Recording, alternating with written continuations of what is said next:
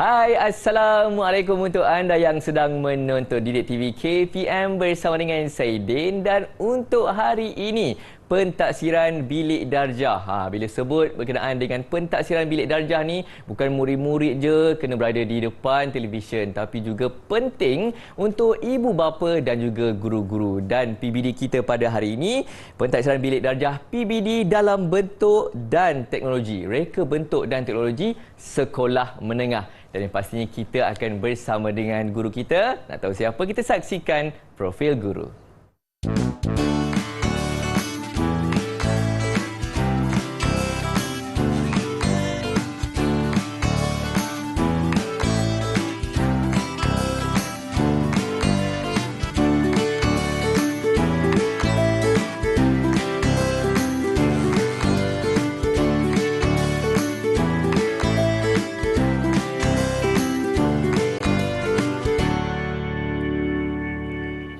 Baiklah, kita dah kenal dah guru yang akan bersama dengan kita. Assalamualaikum, Cikgu Sarifah, apa khabar? Alhamdulillah, sihat. Sihat, Alhamdulillah. Selamat datang, Cikgu. Alhamdulillah, sihat juga. Alhamdulillah, kami pun sihat. Semoga guru-guru, murid-murid dan juga ibu bapa yang sedang menonton pun sihat sejahtera hendaknya. Dan yang pastinya nak juga kita berkenalan dengan jurubahasa isyarat kita pada hari ini, iaitu Cikgu Zahratul Azma yang akan membantu kita untuk kita punya pentaksiran bilik darjah pada hari ini. Dan Cikgu Sarifah, tadi saya dah beritahu sikit. PBD kita pada hari ini ialah PBD dalam reka bentuk dan teknologi sekolah menengah. Jadi tanpa melengahkan masa lagi, saya serahkanlah kepada Cikgu Sarifah. Silakan, Cikgu. Okey, terima kasih, Din. Selamat sejahtera semua. Assalamualaikum dan selamat sejahtera semua. Hari ini bersama saya Cikgu Sharifah binti Abdul Rahman. Saya akan kongsikan tentang pentaksiran bilik darjah, reka bentuk dan teknologi sekolah menengah. Jadi kita lihat dulu apakah yang terkandung di dalam matlamat utama reka bentuk dan teknologi, iaitu kita tengok slide ini dulu ya. Okey. Dalam pentaksiran berasaskan sekolah, dalam pentaksiran bilik darjah, reka bentuk dan teknologi, kita perlu lihat dulu tentang matlamat utama, iaitu matlamat utama KSSM reka bentuk dan teknologi. Kita lihat bersama, iaitu dalam mata pelajaran reka bentuk dan teknologi KSSM, matlamat utamanya adalah memberi pengetahuan, kemahiran, nilai, estetika dan teknologi dalam dunia reka bentuk. Kemudian yang kedua ialah murid dapat membentuk kemahiran komunikasi serta menjana idea yang lebih kreatif dan membudayakan pemikiran kreatif, inovatif, inventif dan keusahawanan.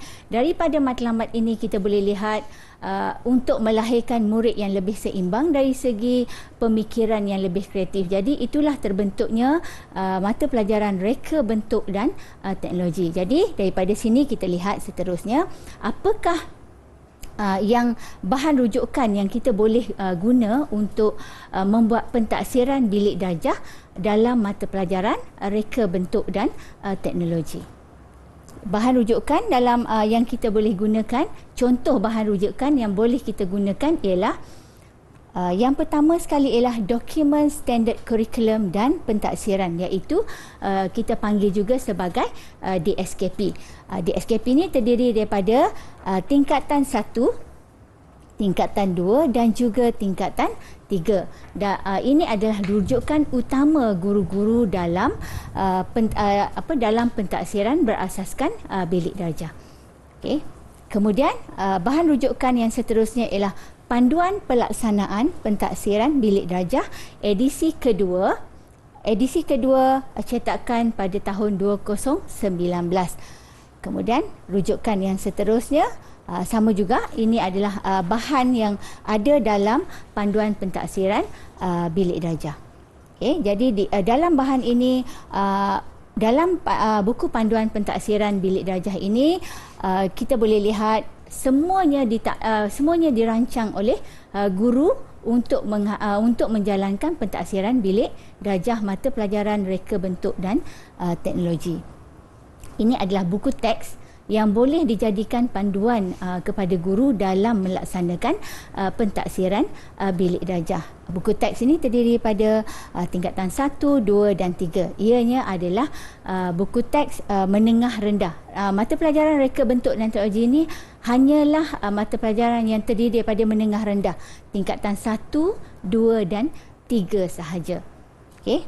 Di sini kita boleh lihat dalam pelaksanaan pentaksiran bilik darjah, mata pelajaran reka bentuk dan teknologi sekolah menengah, kita akan lihat dulu sebelum guru-guru di luar sana menjalankan pentaksiran bilik darjah, guru-guru perlu lihat standard kandungan. Apa yang ada dalam standard kandungan dulu.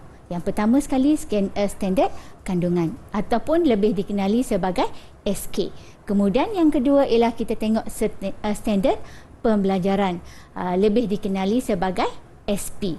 Dan yang ketiga ialah hasil pembelajaran. Bagaimana hasil pembelajaran ni direlatekan dengan ataupun direlatekan dengan standard pembelajaran. Kemudian guru-guru perlu merancang aktiviti pembelajaran daripada standard pembelajaran tadi, hasil pembelajaran. Guru-guru perlu lihat iaitu apakah aktiviti yang sesuai untuk menjalankan proses pengajaran dan pembelajaran, dan seterusnya merancang kaedah pentaksiran dalam standard pembelajaran tersebut. Kemudian guru-guru boleh lihat standard prestasi iaitu tahap penguasaan murid-murid. Keenam-enam elemen ini dijelmakan di dalam rancangan pelajaran harian guru. Daripada rancangan pelajaran harian guru tadi, guru akan membuat proses pengajaran dan pembelajaran di dalam kelas, di samping membuat pentaksiran berasaskan bilik darjah di dalam kelas berdasarkan SP dan SK yang telah dirancang. Okey, jadi daripada sini kita boleh lihat pelaksanaan pentaksiran bilik darjah dalam mata pelajaran reka bentuk dan teknologi ini boleh dibuat melalui pemerhatian, lisan dan juga bertulis. Jadi ada 3 contoh yang boleh digunakan oleh guru-guru semua untuk pentaksiran bilik darjah bagi mata pelajaran reka bentuk dan teknologi.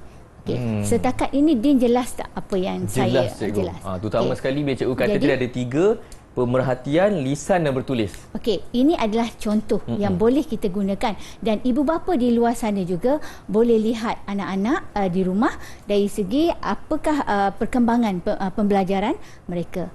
Okey, itu. Baik cikgu, terima kasih. Itu sedikit penerangan oleh Cikgu Sharifah untuk PBD kita pada hari ini. Kejap lagi ada lagi penerangan. Jadi terus kekal bersama dengan kami di Didik TV KPM.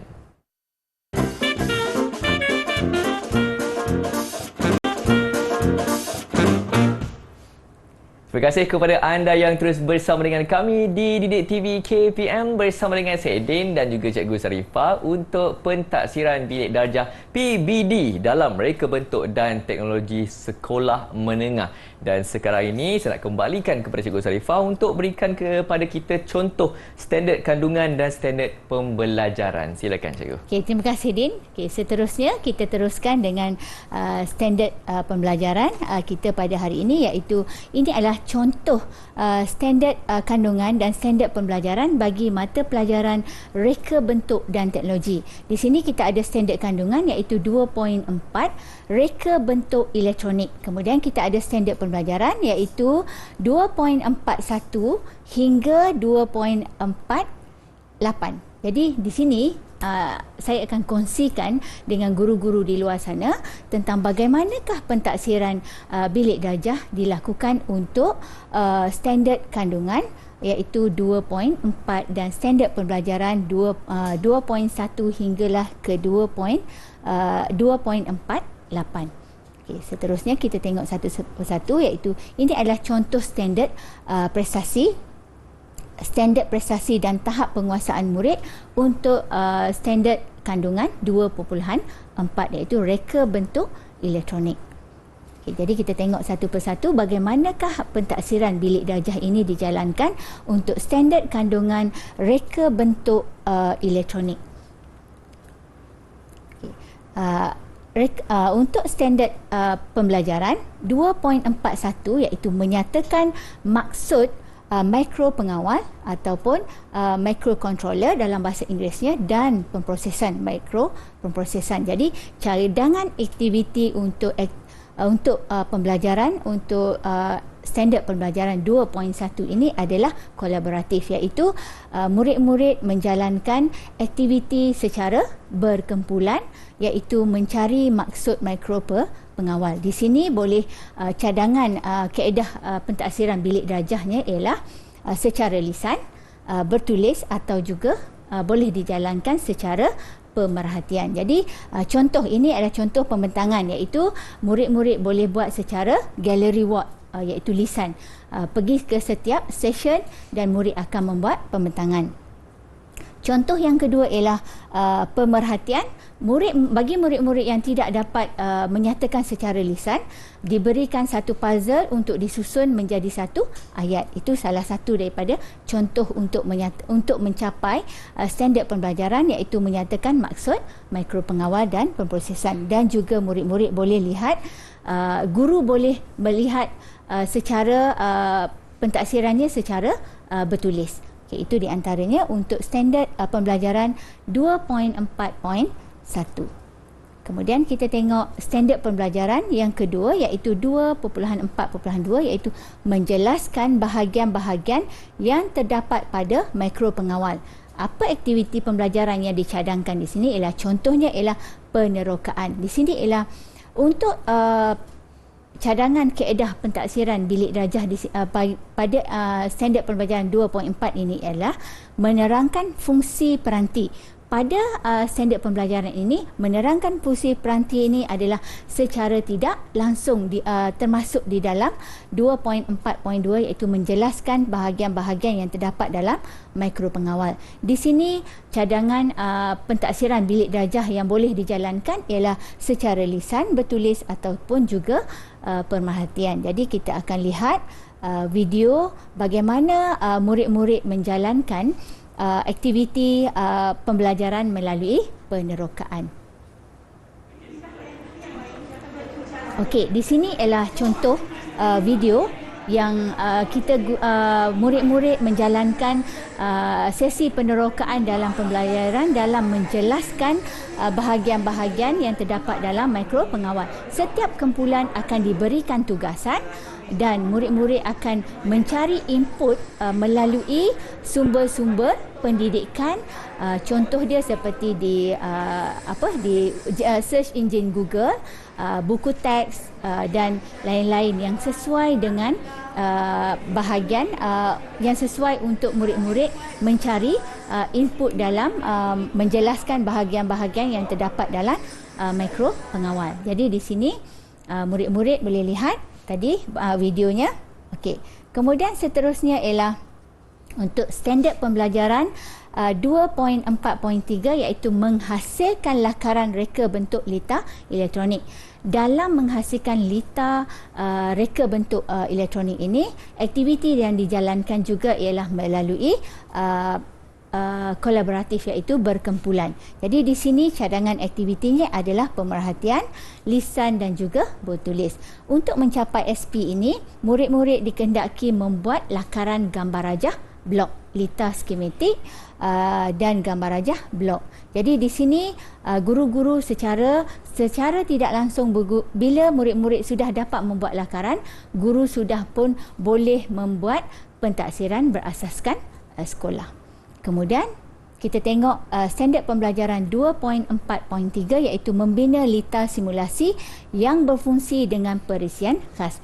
Aktiviti yang dicadangkan di sini ialah aktiviti projek lah dalam bentuk kumpulan. Tetapi guru-guru di luar sana, kalau secara tidak langsung, di sini saya tidak ada catatan mengenai bagaimanakah pentaksiran bilik darjah itu jalankan untuk standard pembelajaran 2.4.4.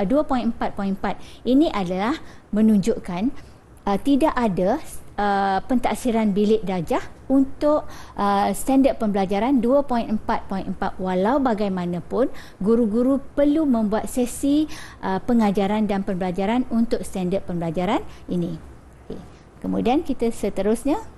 Baik, seterusnya kita sambung selepas ini Cikgu. Ya. Diharap bermanfaat tadi input yang diberikan oleh Cikgu kepada guru-guru dan juga kepada ibu bapa. Kita berhenti rehat dulu. Kita sambung selepas ini. Terus menonton Didik TV KPM.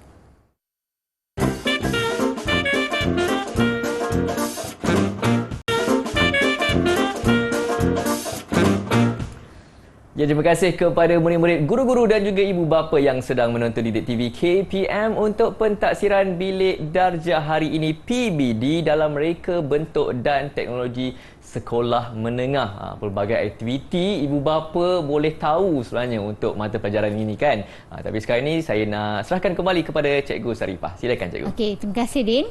Okey, seterusnya kita teruskan juga cikgu-cikgu di luar sana dan ibu bapa. Kita teruskan dengan proses seterusnya, proses pentaksiran bilik darjah iaitu pada standard pembelajaran 2.4.5 iaitu membuat penyambungan litar input dan litar output kepada mikro pengawal. Di sini juga tidak berlaku pentaksiran bilik darjah kerana dia tidak ditaksir di dalam standard prestasi. Jadi di sini kita hanya mencadangkan aktivitinya adalah aktiviti dalam bentuk projek. Tetapi perlu diingat guru-guru di luar sana perlu menjalankan proses pengajaran dan pembelajaran seperti biasa walaupun dia tidak ada dalam standard prestasi. Kemudian ini kita lihat video bagaimana penyambungan litar input dan output dibuat untuk aktiviti projek ini.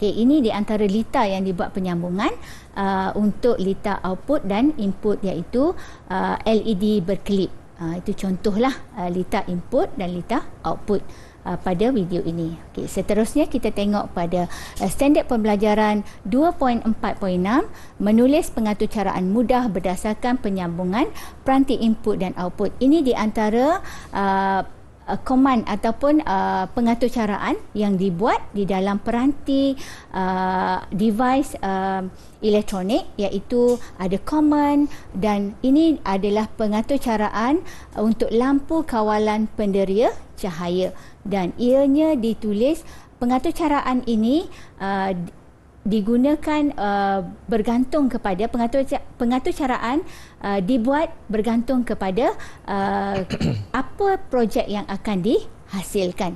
Okey. Kemudian 2.4.7 iaitu membuat pengujian dan penilaian kefungsian litar elektronik iaitu standard pembelajaran untuk 2.4.7 ini adalah kesinambungan daripada 2.44, 2.45 dan 2.46 dan aktivitinya adalah aktiviti projek. Jadi cadangan untuk kaedah pentaksiran bilik darjahnya adalah pemerhatian dan lisan. Jadi di sini murid-murid membuat pengujian daripada apa projek yang dihasilkan tadi dari segi menulis pengaturcaraan dan sebagainya. Jadi diuji dengan jadi tak projek yang dihasilkan itu. Okey, kemudian kita tengok dulu apakah pengujian penilaian kefungsian litar elektronik yang dihasilkan tadi itu menjadi ataupun tidak. Okey, kita lihat video ini.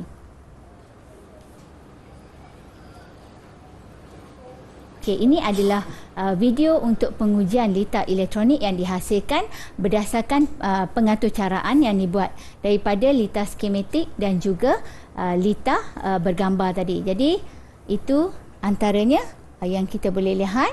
Okey, seterusnya kita lihat standard pembelajaran yang ke-8 iaitu 2.4.8 iaitu mencadangkan penambahbaikan reka bentuk litar elektronik. Di sini juga tidak berlaku pentaksiran bilik darjah kerana di dalam ini hanya ada pembentangan iaitu untuk SP ini standard pembelajaran ini tidak ada. Walau bagaimanapun guru perlu membuat proses pengajaran dan pembelajaran seperti biasa. Okey, jadi kita lihat ini kita lihat video ini dulu. Okey, ini adalah video yang menunjukkan seorang murid telah membuat pengujian projeknya iaitu dari segi penyambungan litar elektronik tadi dan memberikan cadangan penambahbaikan daripada video yang apa projek yang dihasilkan tu. Jadi cadangan penambahbaikan ini boleh diutarakan oleh guru ataupun rakan-rakan di dalam kelas lah. Okey, kemudian kita nak lihat di sini apakah tahap penguasaan. Untuk tahap penguasaan bagi standard kandungan 2.4 yang telah dijelaskan tadi. Jadi kita nak lihat bagaimana pentaksiran ataupun tahap penguasaan itu diberikan kepada murid-murid. Okey, diberikan kepada murid-murid. Jadi tahap penguasaan ini terdiri daripada tahap penguasaan 1 hingga tahap penguasaan 6. Untuk tahap penguasaan 1 menyatakan maksud bahagian yang terdapat pada mikro pengawal. Jadi bila murid dapat menyatakan daripada aktiviti tadi, dah tentunya guru bolehlah memberi pentaksiran ataupun tahap penguasaan kepada murid. Kemudian untuk tahap penguasaan 2, menerangkan fungsi peranti. Yang ini tahap penguasaan 2 ini untuk standard pembelajaran 2.4 ini, dia berada, tahap penguasaan 2 ini berada di standard pembelajaran daripada 2.42 hingga 2.48. Dan jika murid tidak dapat, murid boleh menerangkan fungsi peranti tersebut, secara automatik guru boleh memberi tahap penguasaan. Kemudian tahap penguasaan yang ketiga ialah membuat lakaran, dan tahap penguasaan yang keempat ialah menguji kefungsian lita menggunakan mikro pengawal, dan tahap penguasaan 5 ialah membuat justifikasi kawalan atau cara input dan output, dan tahap penguasaan 6 ialah membina lita simulasi. Jadi sekiranya dalam membuat proses pentaksiran bilik darjah tadi bersama dengan murid-murid, sekiranya murid-murid tidak dapat contoh pada tahap penguasaan yang keempat, menguji kefungsian lita, sekiranya bila diuji lita tersebut tidak berfungsi, apa yang perlu cikgu jalankan bersama murid-murid ialah memberikan tunjuk ajar ataupun memberi peluang ataupun ruang untuk murid itu memperbaiki sambungan lita tersebut. Jadi bila sudah selesai membuat tu, boleh buat pengujian semula dan guru-guru boleh membuat pentaksiran bilik darjah pada bahagian seterusnya. Okey, kita tengok iaitu perekodan dan pelaporan untuk PBD. Jadi untuk perekodan dan pelaporan PBD ini, guru-guru bolehlah ini contoh. Okay. Contoh perekodan untuk pentaksiran bilik darjah. Cikgu boleh membuat perekodan dalam bentuk apa sekalipun, bergantung kepada kesesuaian guru-guru di sekolah masing-masing. Dan proses perekodan ini adalah untuk kita merekod pencapaian murid berdasarkan tahap penguasaan yang telah diperincikan dalam dokumen standard kurikulum dan pentaksiran. Jadi di sini murid-murid boleh diberi tahap penguasaan, diberi tahap penguasaan selepas satu kelompok standard pembelajaran dalam standard kandungan tersebut telah selesai secara keseluruhan. Sekiranya ada cikgu-cikgu di luar sana yang akan bertanya, kalau tak selesai bagaimana? Boleh tak kita buat catatan ataupun perekodan? Boleh. Tetapi kita hanya membuat sedikit catatan supaya kita tak lupa. Dan catatan itu boleh dibuat dalam pelbagai bentuk. Bergantung kepada kesesuaian sekolah masing-masing. Jadi di sini pelaporan ini diberi kepada ibu bapa 2 kali setahun. 2 kali setahun diberi kepada ibu bapa untuk melihat perkembangan ataupun tahap penguasaan anak masing-masing. Jadi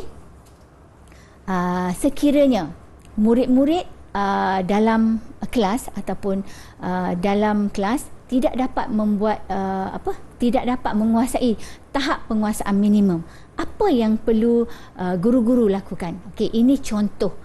Sebagai contoh saya bawa kat sini ialah program intervensi untuk guru-guru melaksanakan pentaksiran berasaskan bilik darjah ini. Bawa keluar daripada pentaksiran ini, daripada bilik darjah kita bawa keluar supaya murid-murid ni lebih berminat untuk mengikuti pembelajaran secara kendiri. Contoh yang saya boleh bagi ialah kita boleh adakan program intervensi yang contohnya beginilah. Ini salah satu contoh. Tidak semestinya cikgu menjalankan intervensi yang begini, tetapi ini salah satu contoh yang kita boleh buat untuk menarik pelajar, iaitu pembelajaran kendiri.